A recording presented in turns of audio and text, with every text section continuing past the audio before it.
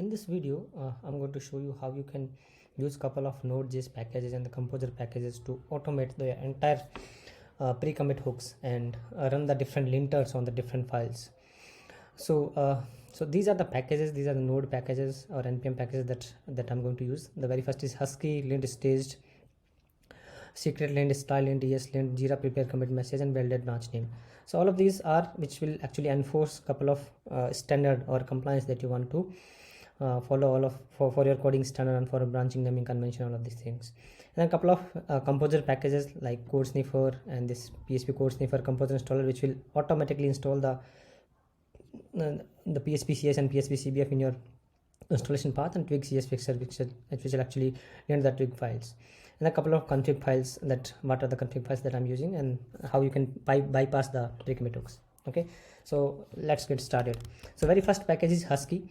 The Husky is an npm package which will actually so if you go to this Husky documentation, this npm package which will allow you to automate the pre-commit hooks, and it will actually allow you to keep your pre-commit hooks as a part of your repository. So by default, the pre-commit hooks that where the git keeps is, so for example, this is my repository. Okay, and in this my repository, so I have this project called Google, and this repository by default the pre-commit hooks remains inside the .git and hooks folder.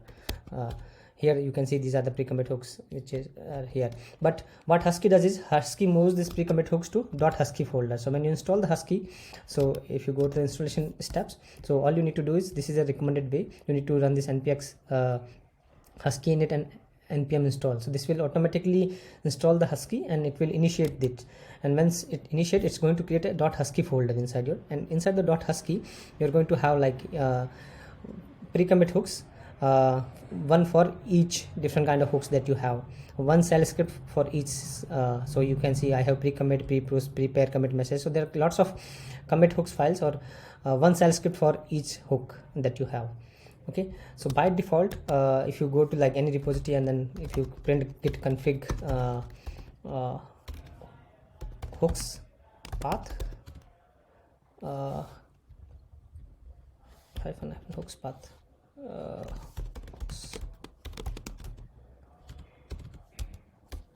I think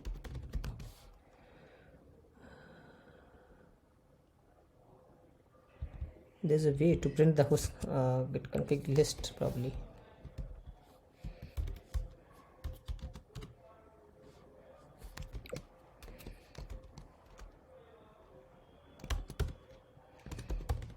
A code.hooks path, yeah. So if you have this git config hyphen code.hooks path, it will print the directory where it's actually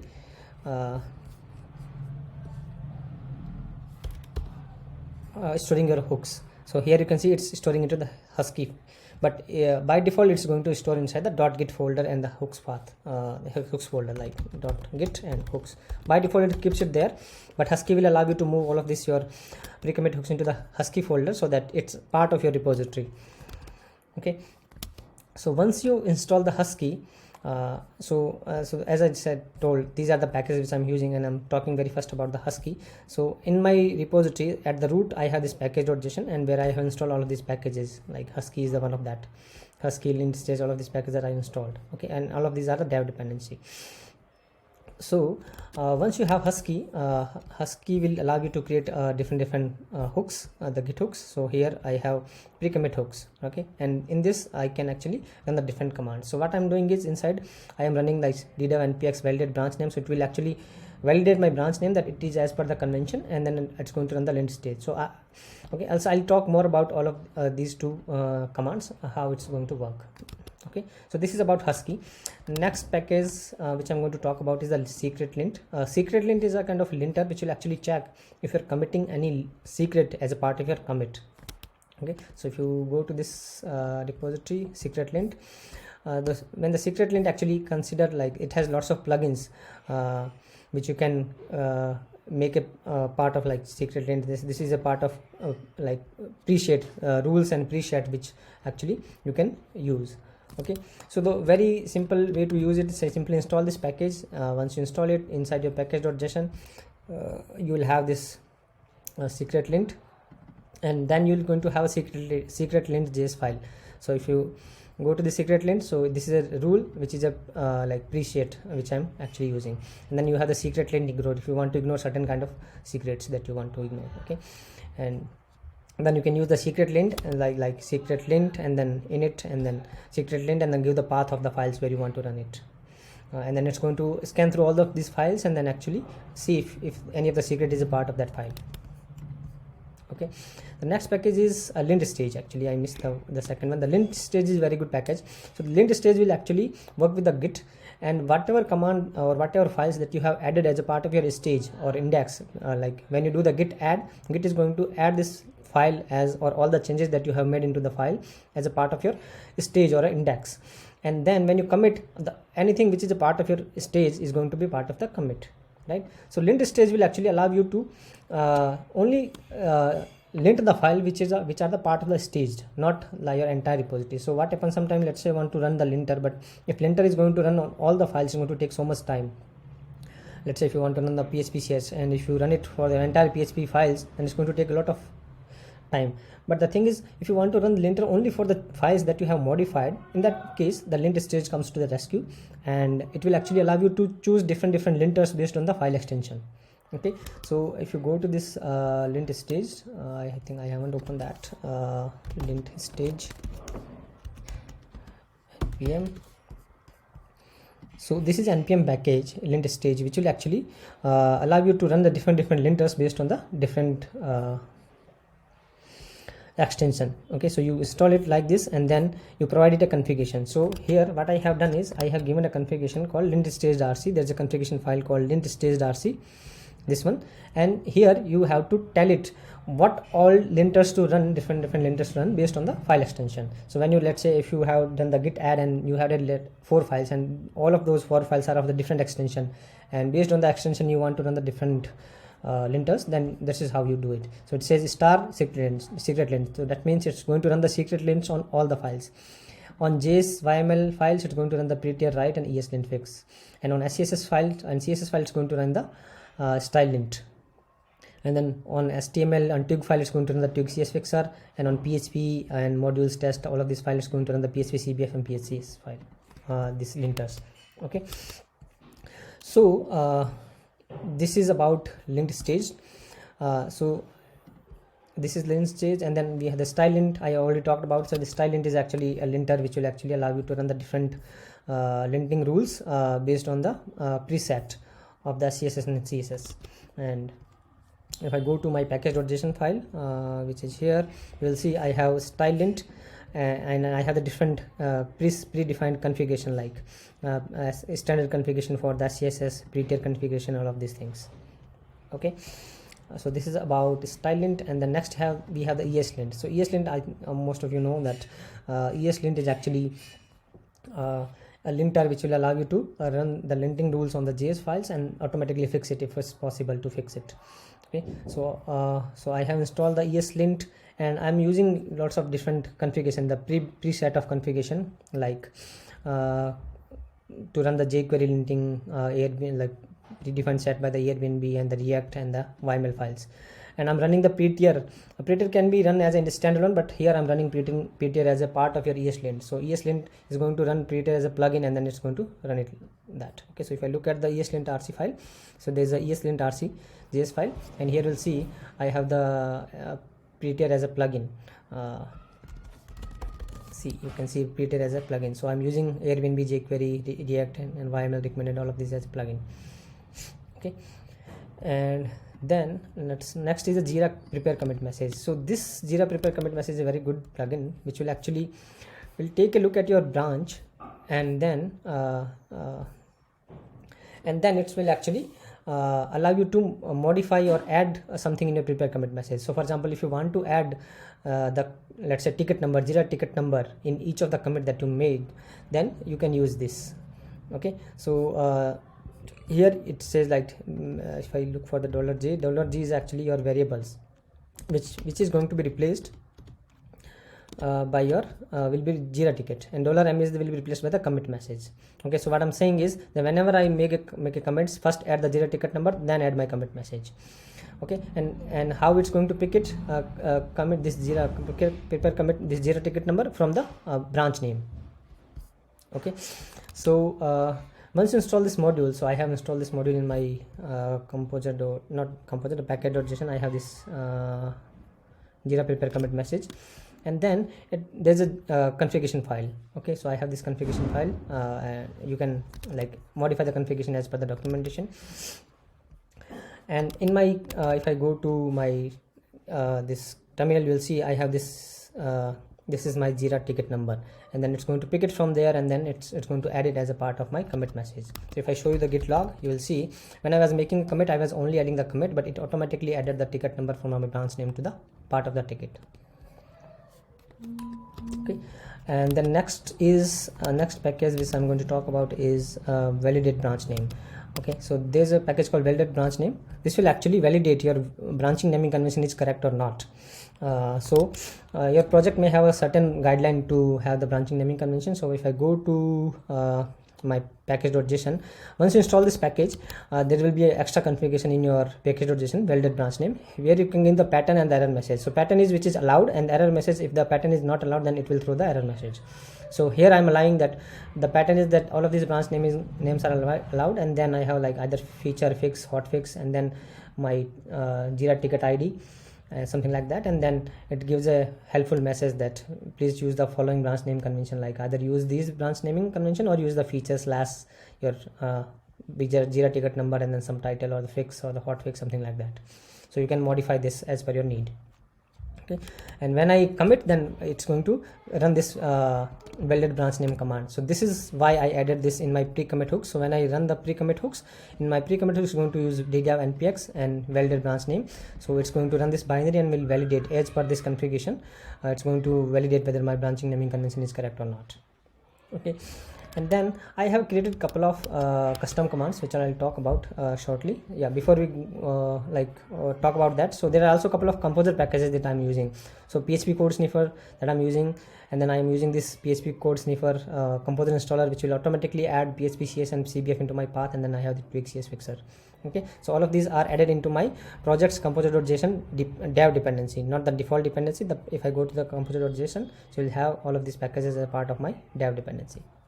Okay, so with lint stage, you can actually invoke any binary, whether it's provided by the node module or it's provided by the composer module.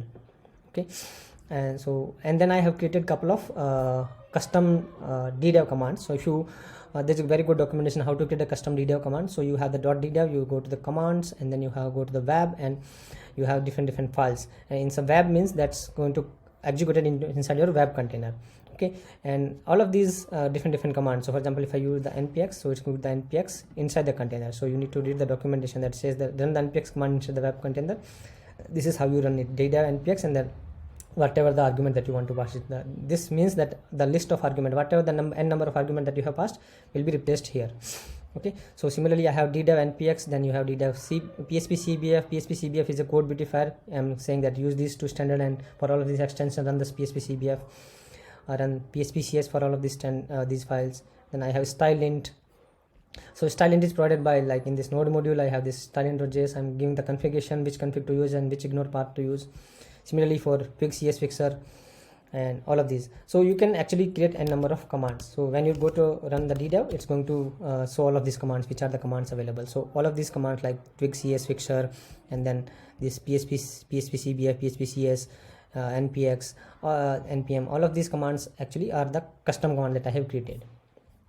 And these are also the custom commands which I have created, but these are going to be executed from the host. Okay, so this is about the custom commands. Then let's talk about the configuration files and the ignore files. So each of these linters has their own config file and the ignore file. So based on this config file and the ignore file, is going to decide whether to run the config on whether to run the linting on that file or not, and which rule to apply. So I am going with the standard. So usually these config file are like .rc file, and then without any extension, or you have that JSON file, or you have the YML file or a JSON file.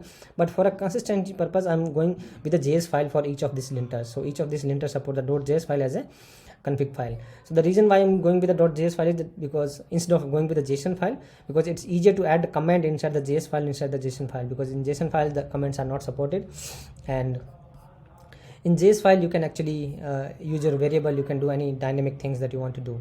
So that's why I'm going with the .js file, and then you have the .ignore file for each of these linters. Okay, and then at the end I'm going to talk how you can bypass it.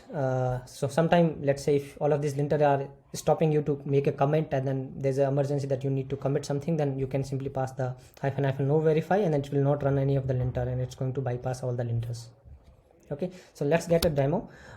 So here I have this project, and if I run the git status, then you'll see there are a couple of files which are modified. So I'm going to modify different files and then run the different linters. So this is my map user.php file. Right now it's not modified, so it's not modified, so I'll add, let's say I add a new line here.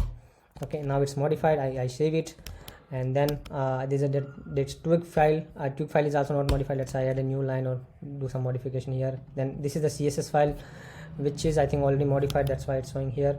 And then I have this JS file. Okay, and then let's say if I run the git status, and you can see all of these files are modified. If I run the git diff, you'll see all of these files modified. Ignore this data file. I have this function added here.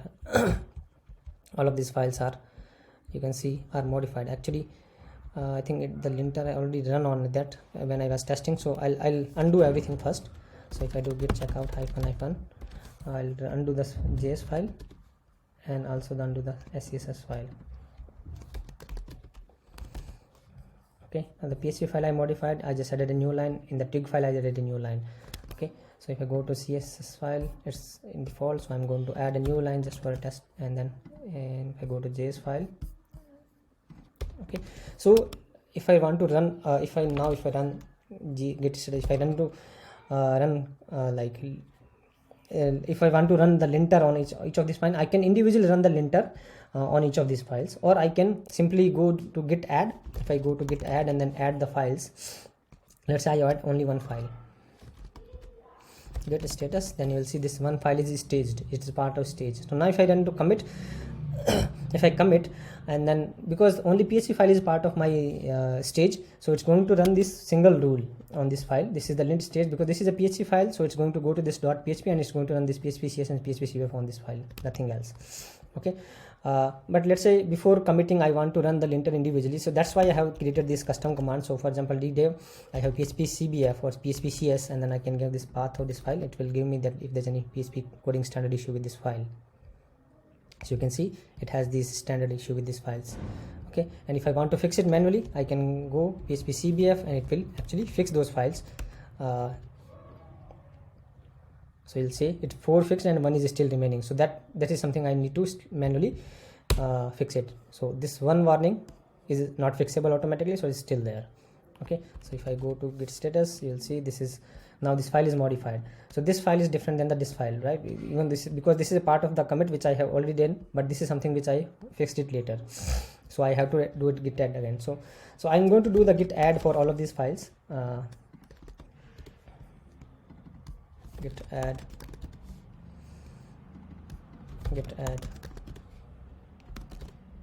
Okay, now all of these files are added. Even I'm going to add this again. Now all of these files are modified. Now if I commit, so based on the different extension, it's going to run the different linter as per this configuration file.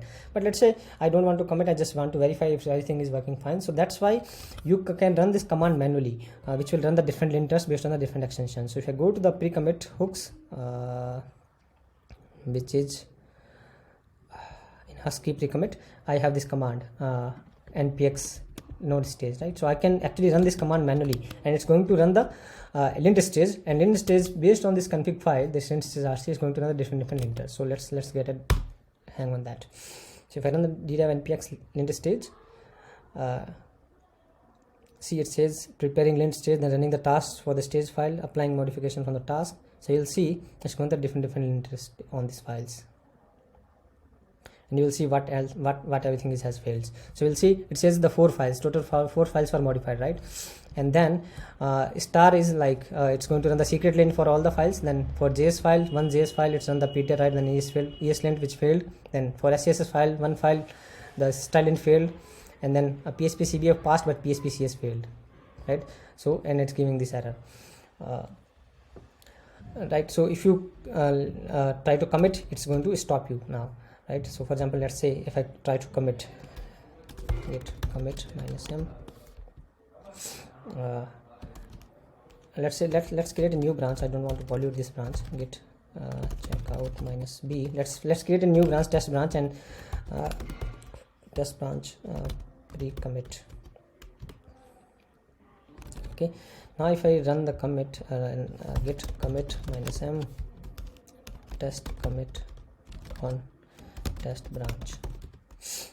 So first of all, it's going to validate my branch name, and it fails, right? So it fails. That says please use the following branch naming convention, because my branch name is not correct. So it's very first thing it's going to do this thing. So if I go to this pre-commit hooks, very first thing is going to do the validate branch name. If it fails, it's not going to run all of these things. So let's say let's rename the branch. So if I go to this branch m feature, let's say goog 123 test branch pre-commit. Now my branch naming convention is correct. Now if I commit, it's going to fail again. Now the branch naming convention passed, but because my some of the linter will fail, it's going to stop me from committing.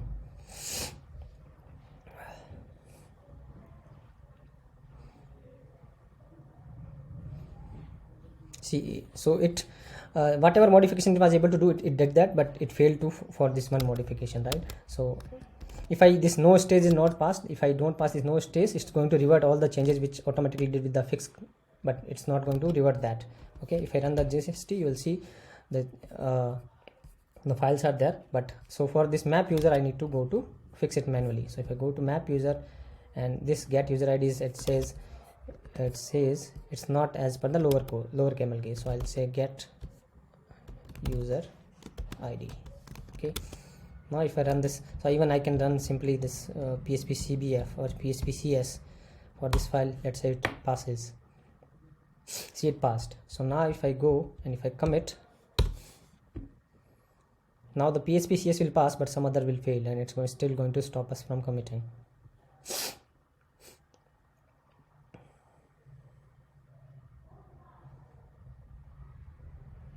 Looks like everything passed. One thing is failed. So it says this is not lower case format. I modified it, but the thing is, oh, I haven't added it, so that's why. So git what was that, get user ID. Now I modified this one. If I go to git state, you will see this is modified, but it's still going to run the linter based on the file which was staged, not on this one, right? So what I will do, I'll go to I need to add this file, git add, and if I add this file, now it's not going to revert it. Now if I commit,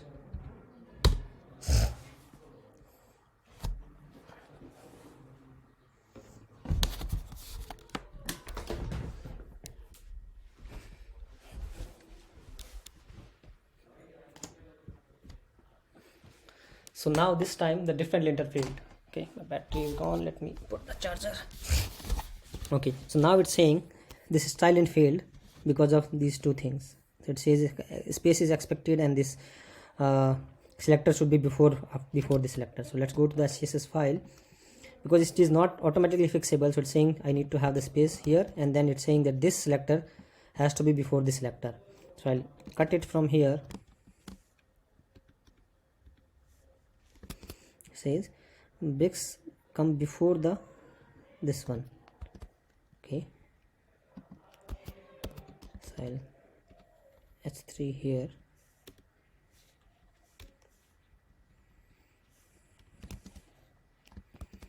and let's say if I modify, now I need to add it again. If I don't add it, it's going to run the linter based on the what was previously added into the stage.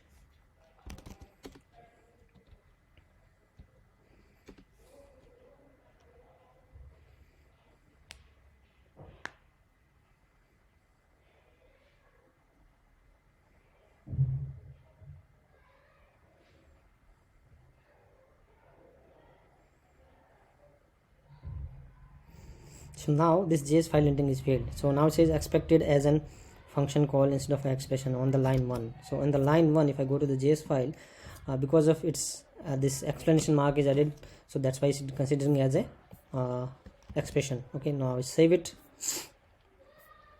even if I, so even you will see, so if I run the git diff staged file, so if I run the git diff this file, you'll see this is the one change which I made. But if I run the git diff hyphen staged, that means what has already been added as a part of git add, then you'll see my ESLint actually fixed it a lot. See, it removed this function and directly give it this name, and then it removed the where with the lat, and all the where it removed and changed it to the const. And so this is how it fixed most of my code, because my ESLinter is actually when I run the ESLint on JS file, it's running the prettier. So first it run the prettier and then run the ESLint fix. So it fixed it everything, most of that files which were the issue with my files. Okay, now if I git add, I add this file. Now if I run the commit again,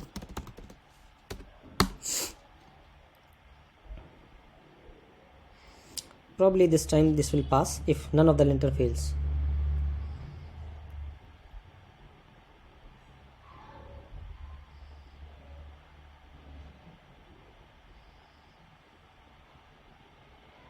See, this time this passed, and now you will see it added this cook 1230 this, which was my Jira ticket number. So because I only added the commit like this, but if I show you the git log, you will see my commit message has this ticket number automatically added, so I don't have to add it.